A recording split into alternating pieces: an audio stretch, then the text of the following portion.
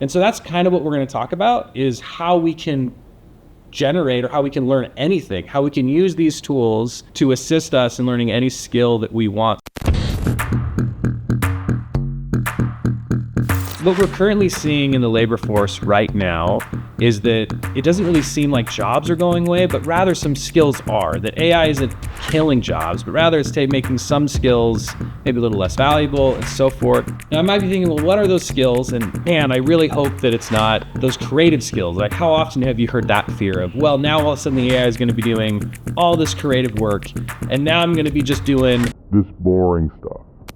What we found is that those fears are largely not coming true. That reality is companies are still hiring people to do that higher level creative work. And that then they are outsourcing some of that boring routine work like routine coding, basic admin work to generative AI. And additionally, we're seeing that these companies are providing a wage premium for those workers. In fact, we're seeing about a 5% wage increase for employees who are using generative AI. So if you want to learn generative AI, it's actually never been easier. And so that's kind of what we're going to talk about, is how we can generate or how we can learn anything, how we can use these tools to assist us in learning any skill that we want so that we can be more set up for the industrial revolution that we are currently in.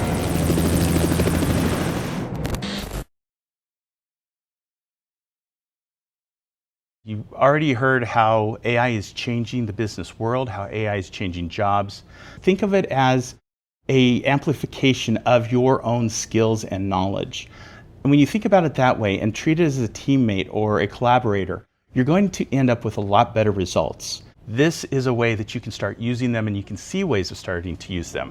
What I'm going to start with is Notebook LM. Notebook LM is a really good way to apply the AI ideas of being able to learn quickly. This is a notebook I've already created. It's called Essential Storytelling Techniques. This actually comes from a gentleman named Philip Hum. It brings together a bunch of his videos, and I've just added them to this. It will actually, once I've put all this together, it can create a podcast of what we're listening to. And here is an example of what it sounds like. Welcome to the deep dive. We're about to unpack a stack of sources, all focused on something incredibly human, incredibly powerful storytelling. That's right. We've pulled together material. So let's go here and let me show you how to create your own notebook. You go to notebooklm.google.com, click Create New, and you come up to this section where you want to add sources. And I've got a couple of videos from Philip Hum, so I'm just going to add these here. So I'm going to come over here to YouTube and paste the URL. So give me a second while I grab these two links from this gentleman. And I've got a couple of other links. I've got from Cultivated Management, Business Storytelling, How to Tell a Brilliant Story. And if I want to discover extra sources, I can go in here and look for information for telling business stories and personal branding. So I can click this, and Google Notebook LM will now go out and select a number of sources that it can add.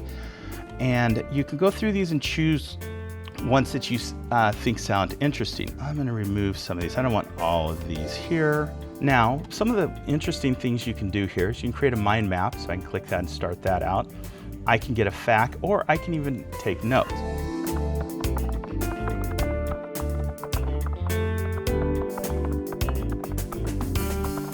So you type that in, you can do your query, and it will go to these sources and pull that information up.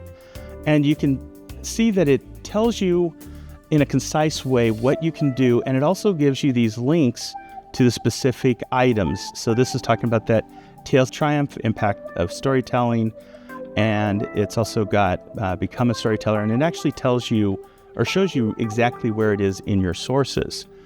So we can pull all this information and we can learn it in a fairly concise way. This is much shorter than trying to read all these articles, watch all these videos. I can also generate this deep dive conversation. So you can see that Notebook LM is a really good way to pull together a lot of information. If your professor is recording their videos, say to Panopto, you can download the transcripts from there and add those to these. I hope all these different tips have helped you. I hope that this helps you, and I hope you start using AI more and realize that it is a really good teammate for you. It's not just about trying to hurry everything up, but sometimes I will take longer to do it with AI, but my results are a lot better.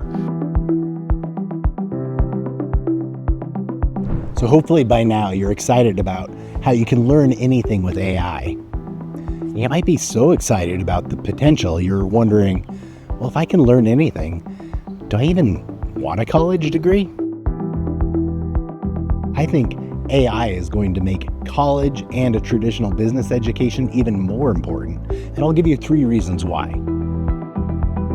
In the university setting, we don't teach you just what you need to know, but rather how to think, how to be critical, how to solve problems, how to ask the right questions. There is an irreplaceable human element that you can't get through interacting with an artificial intelligence, as it were. The thing that is going to make the difference between one hire and another for most employers is the soft skills that the person has, the connection you can forge individually with a new team that you just walk in with. The idea that you can thoughtfully take other perspectives and decide which approach is best going to solve a particular problem at hand. We learn by doing. Whether it's the accounting student who's volunteering in Envato, helping prepare people's taxes, to the analytics student who's in the Business Analytics Service Experience Club, helping nonprofits turn data into insights. Our students interact through internships, through classroom projects, from small 2-person nonprofits all the way up to globe-spanning manufacturing companies.